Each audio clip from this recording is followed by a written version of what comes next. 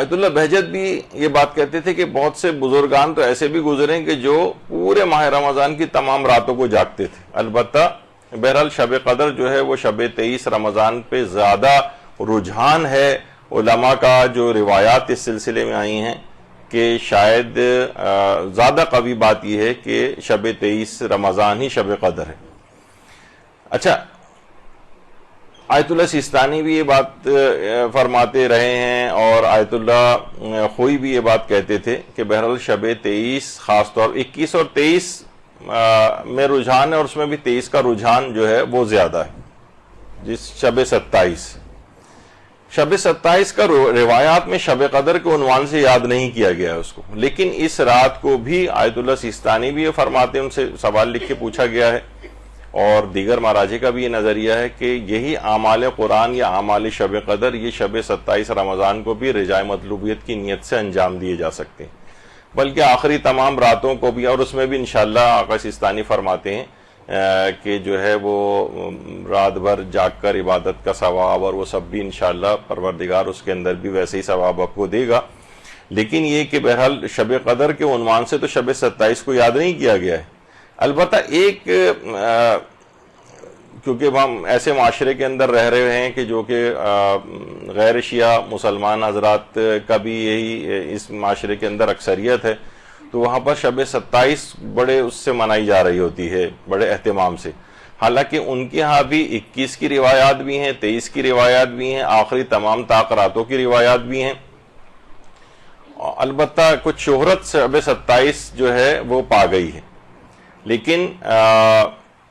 ان کی بھی علماء اہل سنت کی بھی اکثریت اس بات کی قائل ہے کہ ضروری نہیں ہے کہ شب قدر جو ہے وہ ہر سال ایک ہی رات ہو. ان کا نظریہ یہ ہے کہ شب قدر ہر سال الگ الگ رات ہو سکتی ہے، کبھی 21ویں ہو سکتی ہے، کبھی 23ویں ہو سکتی ہے، کبھی 25ویں ہو سکتی ہے، کبھی 27ویں ہو سکتی ہے، کبھی 29 ہو سکتی ہے. تو آخری تمام طاق راتوں میں ہی احتیاطاً جاگ کر عبادت انجام دے لی جائے تو آپ کو شب قدر حاصل ہو جائے گی. ان کے بقول ہمارے یہاں آخری طاق راتوں کے اندر بھی جو طاق راتیں ہیں آخری عشرے کی، اس میں بھی 21ویں 19ویں یعنی 21ویں 23ویں میں زیادہ خصوصیت ہے اور 23 میں اور زیادہ خصوصیت ہے. اچھا، اب ایک البتہ شب 27 کی ایک دعا آتی جس پہ لوگ اس پہ ذرا اعتراض کرتے ہیں کہ جو 27ویں دن کی جو دعا ہے ماہ مبارک رمضان کی، اس کے اندر یہ آیا کہ اللہم ارزقنی فیہ فضل لیلۃ القدر، کہ اے پروردگار آج کے دن مجھے لیلۃ القدر کا فضل عنایت فرما. تو اس کا مطلب یہ ہوا کہ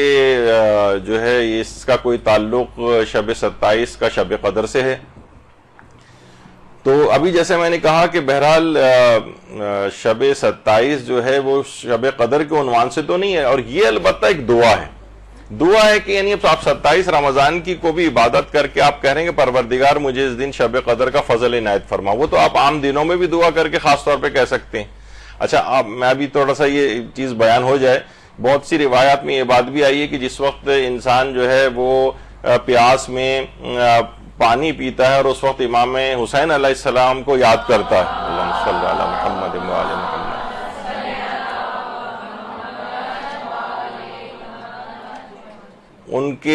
ان کی پیاس کو یاد کرتا ہے اور اس کے بعد ان کو جو ہے ان کو یاد کر کے مثلا ان کے اوپر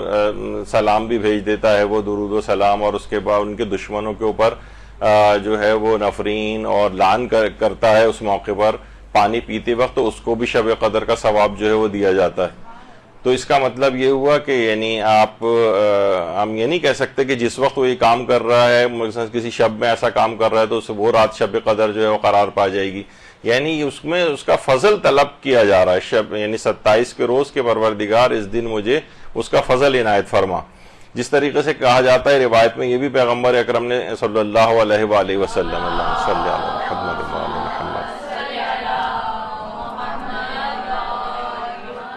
کہ جو شخص نماز عشاء کو باجماعت ادا کرے اسے شب قدر جاگ کر عبادت کا ثواب دیا جاتا ہے. یعنی شب قدر جاگ کر جو عبادت انجام دیتا ہے کوئی شخص، تو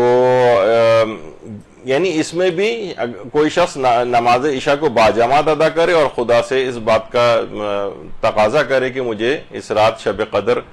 کا جو ثواب پروردگار عنایت فرمائے. اسی طرح سے پیغمبر اکرم یہ بات بھی ارشاد فرماتے ہیں کہ جو شخص سورہ قدر کی تلاوت کرے گا اللہ اس کو ماہ رمضان میں روزے رکھنے اور شب قدر میں جاگتے رہنے کا ثواب عنایت فرمائے گا۔ اس کا مطلب ہے عام دنوں میں بھی آپ سورہ قدر کی تلاوت سے شب قدر کا ثواب حاصل کر سکتی ہیں اور پروردگار سے دعا کر سکتی ہیں کہ اس سورہ قدر کے نتیجے کی تلاوت کے نتیجے میں آپ کو شب قدر کا ثواب عطا فرمائے۔ آیت اللہ شیخ محمد سند جو اس وقت بھی عراق میں ہیں اور بڑے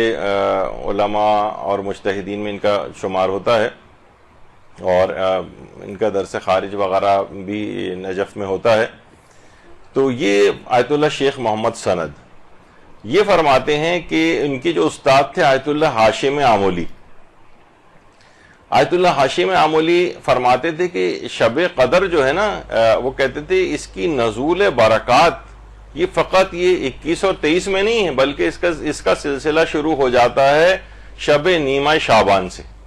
آیت اللہ ہاشم آمولی فرماتے تھے کہ شب قدر کے فضائل اور نزول برکات کا سلسلہ 15 شعبان سے شروع ہو جاتا ہے، شب 15 شعبان سے، اور فرماتے ہیں یہ سلسلہ چلتے چلتے ماہ رمضان المبارک تک آتا ہے۔ یہ برکات اور رحمتیں نازل ہوتی رہتی ہیں یہاں تک کہ شبہ قدر آ جاتی ہیں 19ویں، 21ویں اور 23ویں، اور پھر آگے بڑھتی ہوئی 25، 27، 29 اور یہاں تک کہ سلسلہ نزول برکات کا شب قدر کے حوالے سے یہ شب عید تک یہ سلسلہ چلتا ہے، شب عید تک۔ تو اس لحاظ سے شب قدر کی جو فضیل، جب یہ ان سے پوچھا گیا کہ بھئی شب 27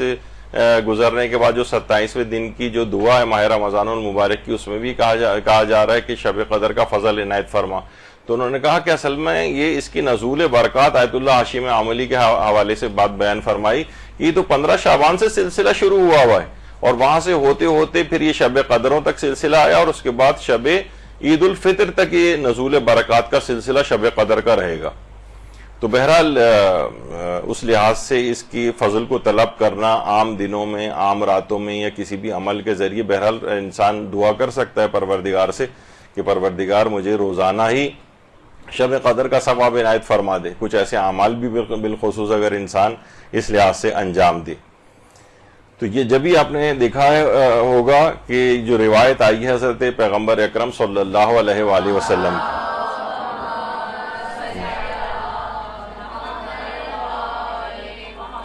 کہ یہ جو رات ہے شب عید الفطر یہ شب قدر سے کم نہیں۔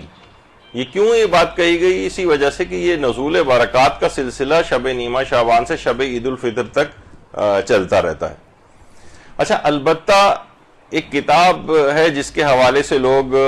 شب 27 کے حوالے سے میں گفتگو کر رہا تھا نا اس سے پہلے، کہ نہیں اس میں بھی رجاء مطلوبیت کی نیت سے اعمال قرآن بھی آپ کر سکتی ہیں، اعمال شب قدر بھی انجام دے سکتی ہیں، بلکہ ہمارے استاد محترم تو یہ بات بیان فرماتے ہیں کہ یعنی اس کی شب 27 جو ہے وہ کم و بیش سے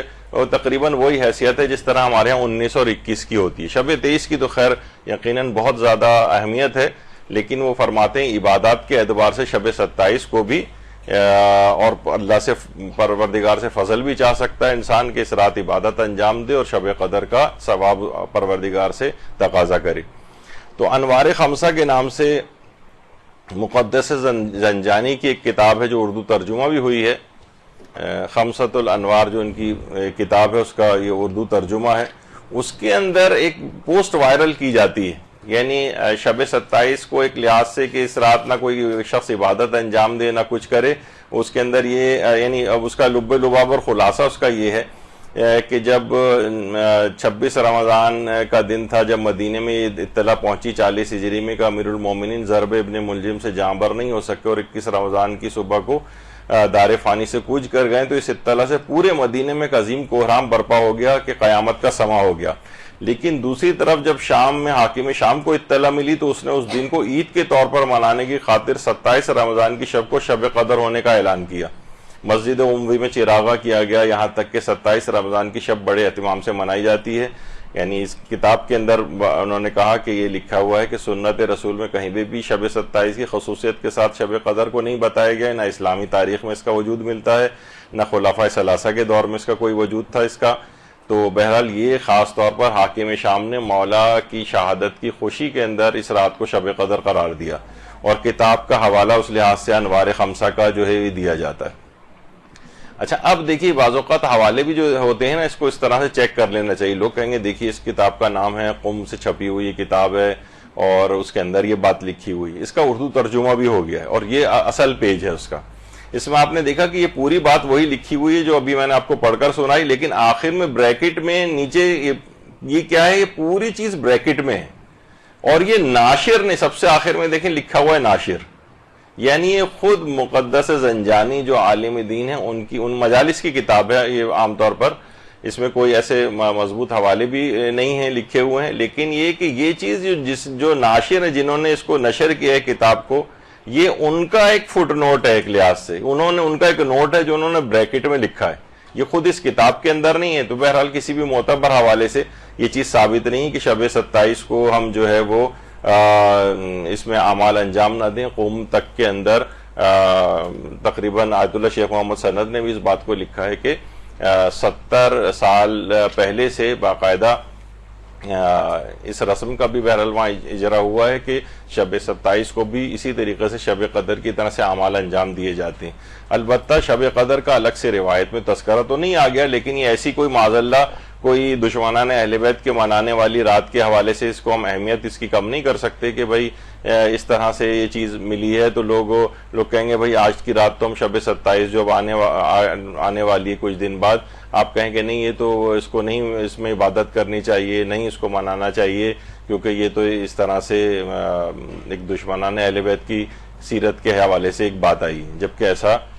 نہیں ہے. یہ ناشر نے اپنی طرف سے بہرحال جس کا کوئی معتبر حوالہ بھی نہیں ہے یہ اس انداز سے لکھا, اور جو اصل کتاب ہے اس کے اندر یہ چیز نہیں ہے, یہ بریکٹ کے اندر ایک چیز لکھی گئی ہے ناشر کی طرف سے. تو یہ بھی بعض اوقات اگر لوگ